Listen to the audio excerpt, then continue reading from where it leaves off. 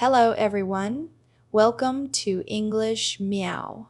Today, I'm going to share Jack's journey of learning English with you. Let's explore the methods he used to learn while listening to his slow paced English reading. Hello, everyone. Thank you for coming to listen to my experience of learning English. I will share the methods I used in learning English, and I hope it will be helpful to you after you hear it. My name is Jack, and my journey with English listening began when I decided to spend a semester abroad. I had studied English in school for many years, but it was mostly textbook learning, grammar exercises, reading comprehension, and occasional writing assignments. Listening had always been my weakest skill. I could recognize words on paper, but when spoken aloud, they often seemed to dissolve into a blur of sounds. I remember listening to audio exercises in class, feeling frustrated and helpless, knowing that I could understand nothing in real conversations. The opportunity to study abroad came unexpectedly. My university offered an exchange program in the United Kingdom, and I jumped at the chance.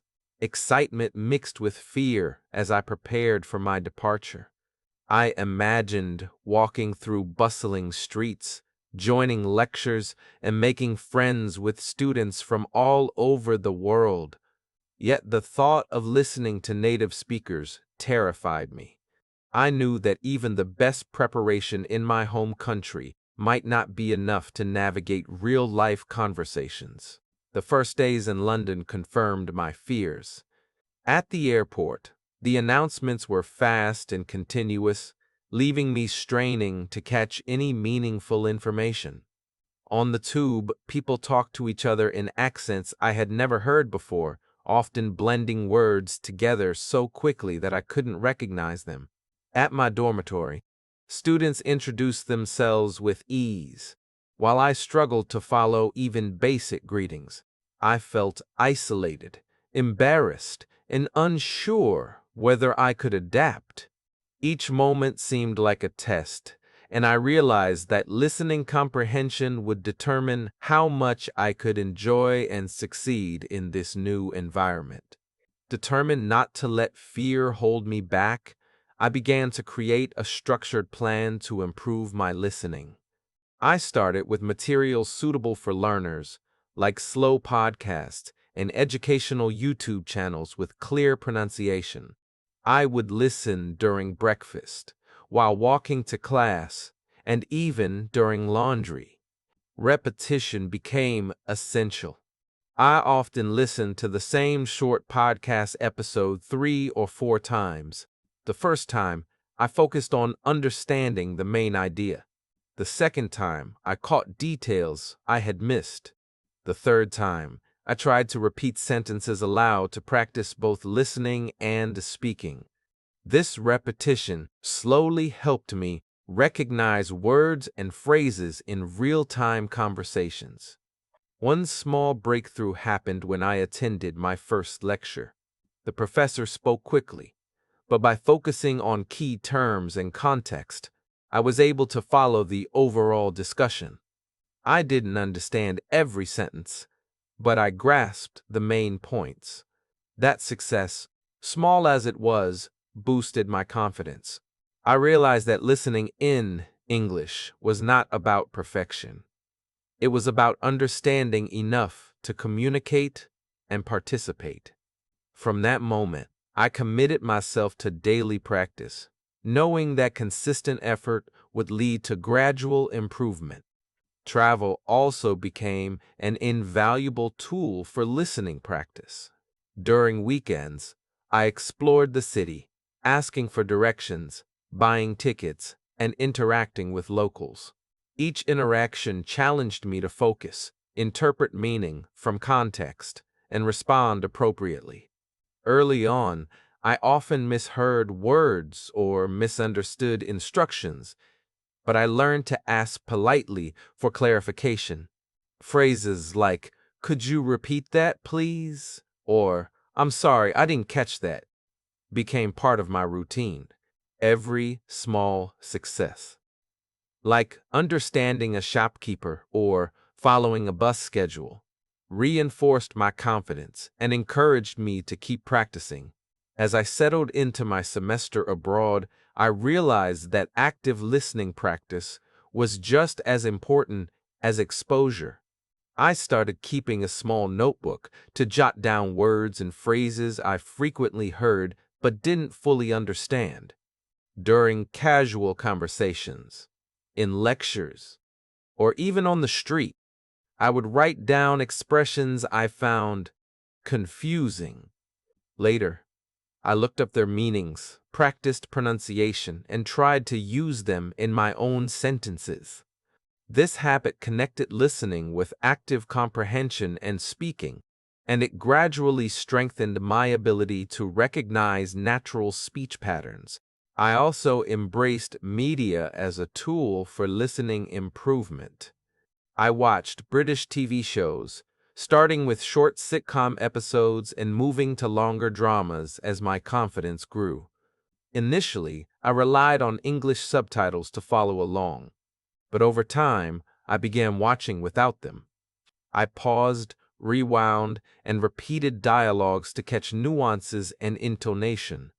Shadowing exercises, repeating lines immediately after hearing them, became a daily routine. At first, it felt awkward, but it trained my ears to notice rhythm, stress, and pronunciation. Slowly, I noticed that I could predict phrases and words in conversations, making listening feel less intimidating and more natural. Music also became a valuable tool. I listened to English songs while commuting, reading lyrics as I went along, and eventually singing quietly to practice pronunciation. The repetitive nature of choruses and familiar melodies helped me internalize common expressions and sentence structures. One evening, while sitting in a park listening to a street musician play English songs, I realized that I could understand almost all the lyrics. That moment was magical. English was no longer just a subject in school, but a living language I could engage with in real life. Another major breakthrough occurred when I joined a student conversation club on campus. At first, I mostly listened, hesitant to speak. The discussions were fast and filled with slang, idioms, and humor. I didn't always understand, but by focusing on key ideas and using context clues, I gradually began to follow more of the conversation. Eventually, I participated actively, asking questions, sharing opinions, and even telling a joke or two. These interactions were invaluable, as they combined listening with real-time thinking and response. I discovered that comprehension doesn't require understanding every word. It's about grasping the meaning and intent behind what is being said. I also learned the importance of patience. Improvement in listening skills is often subtle and gradual. Some days, I felt frustrated when I couldn't understand a fast conversation or a lecture. Other days, I would suddenly realize that I had understood almost everything without effort. Keeping a journal of small victories, like understanding a joke or following a tutorial, helped me track progress and stay motivated. I learned to celebrate these moments, understanding that consistent practice, no matter how small, leads to substantial improvement over time. Through these experiences, my confidence grew alongside my skills. I no longer avoided situations where English was spoken. I saw opportunities to engage in conversations with native speakers, to ask questions, and to learn from mistakes. Each interaction, successful or not, was a step forward. Listening became not just a skill but a bridge to connection, learning, and cultural exchange. By the middle of my semester, I began to notice significant changes in my listening ability. Lectures that once seemed impossible to follow were now comprehensible. I could grasp key concepts and understand most of the professor's explanations without feeling lost. Group discussions, which had initially intimidated me, became opportunities to test my listening and speaking skills. I learned to focus on intonation, facial expressions, and gestures, which helped me infer meaning when I missed certain words. Slowly, I was able to participate confidently, contributing ideas and responding to questions without hesitation. Travel and real-world experiences continued to push my listening skills further. During a weekend trip to Edinburgh, I found myself navigating public transport, asking for directions, and even engaging in small talk with locals. At first, Scottish accents were a challenge, but I relied on context, tone, and repeated exposure to adapt. By the end of the trip, I could understand most conversations, and I even joked with a vendor in a local market. Each successful interaction reinforced my confidence and motivated me to keep improving. Music and media remained essential parts of my learning strategy. I explored podcasts, radio programs, and interviews featuring various accents, including Australian, American, and Scottish. Listening to diverse accents trained my ear to recognize patterns, pronunciation variations, and colloquial expressions. Shadowing exercises, where I repeated sentences immediately after hearing them, helped me internalize rhythm and intonation. I also began experimenting with speed, gradually listening to faster conversations and reducing reliance on subtitles. Over time, comprehension became less about effort and more about intuition. One of the most memorable breakthroughs occurred during a cultural exchange event on campus. I was paired with several international students for a collaborative project. Each student spoke with a distinct accent and at a different pace. Initially, I struggled to follow the conversation, missing some words and phrases, but I focused on keywords, gestures, and context, and gradually began to piece together the discussion.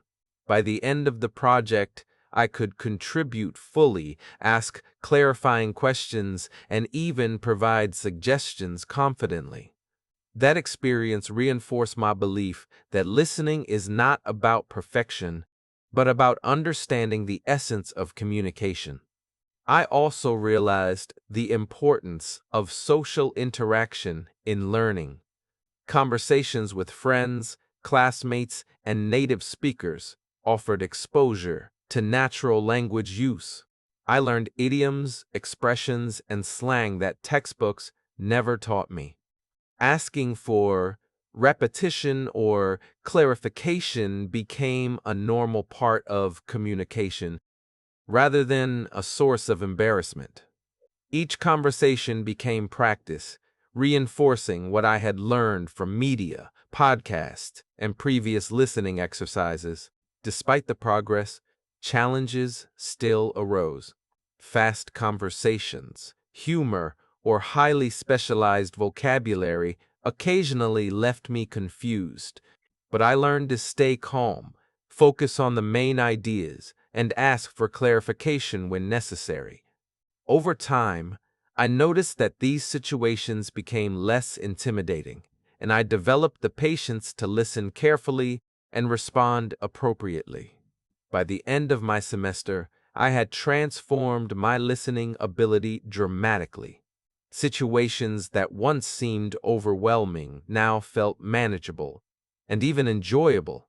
I realized that progress comes from persistence, exposure, and a willingness to embrace mistakes.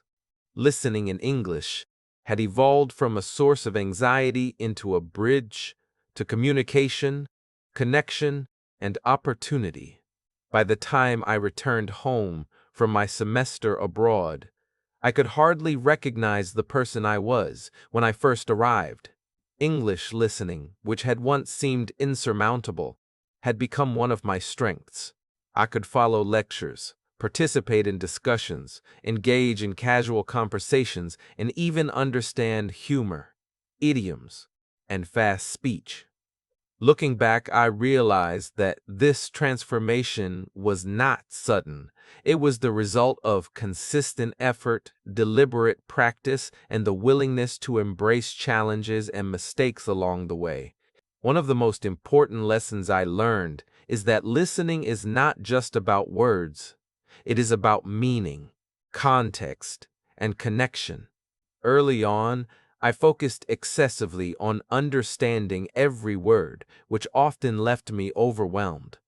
Over time, I understood that comprehension comes from grasping the main ideas, recognizing patterns, and using tone, gestures, and context to infer meaning.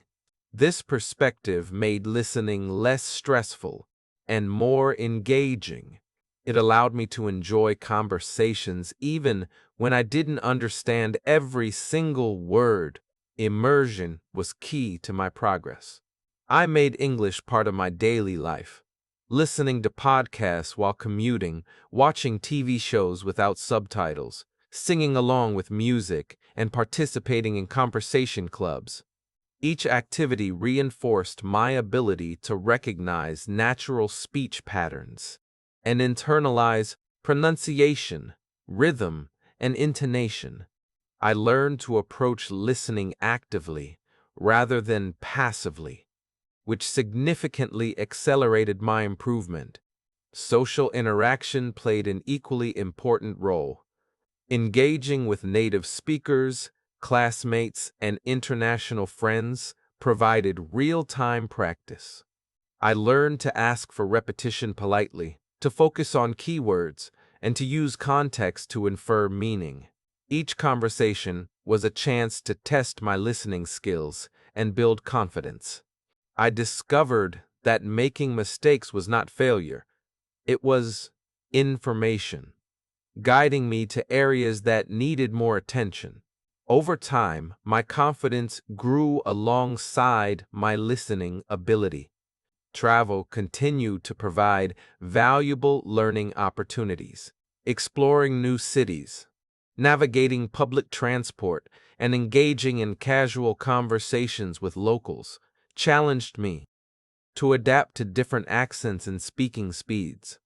Every successful interaction reinforced my belief in the value of practice and persistence. I realized that understanding English is not about knowing everything perfectly, but about being able to communicate effectively and confidently. Reflecting on my journey, I see that progress comes gradually through consistent exposure, deliberate practice, and patience. Celebrating small victories, understanding a joke, following instructions, or participating in a group discussion kept me motivated and encouraged me to keep learning. Listening is now more than a skill. It is a bridge to experiences, friendships, and opportunities I once thought were beyond my reach. If I could give advice to any English learner, it would be this: immerse yourself in the language daily, embrace mistakes, seek real-life listening opportunities, and trust that consistent effort will pay off. Listening in English has transformed my life, giving me confidence, connection, and freedom. What once felt impossible has now become natural, enjoyable, and empowering. With persistence and patience, anyone can achieve the same. Another invaluable practice is joining English language book clubs or discussion groups, either in person or online. When I participated in a virtual book club focused on contemporary novels, the lively debates forced me to listen actively, decipher different viewpoints, and respond in real time. The added benefit: exposure to literary language that broadened my vocabulary far beyond everyday conversation. Similarly, recording yourself speaking and listening back critically can be transformative. I used to cringe at the sound of my own voice, but this habit helped me identify pronunciation issues and flow problems I'd never noticed before. One summer, I challenged myself to learn all the lyrics of Adele's discography. By the end, I found myself instinctively mimicking her intonation and cadence. Above all, remember that progress isn't linear. Some days you'll feel like you're soaring, others like you're stuck in place. But with unwavering dedication, the language will stop feeling like a barrier and start feeling like a key that unlocks endless possibilities. Thank you everyone for coming to listen to Jack's experience of learning English today. I hope that after hearing his learning journey, it will be helpful for your own English studies. But please remember, no matter what, never stop learning. One day you will see a unique version of yourself.